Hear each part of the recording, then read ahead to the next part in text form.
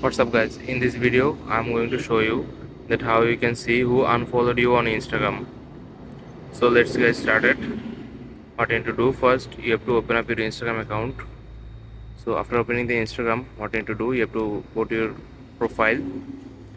So after that, what you need to do to see who unfollowed your Instagram account, you have to go to message option. Then you have to find their profile. You have to go to their profile. After going to their chat, you have to go to their profile.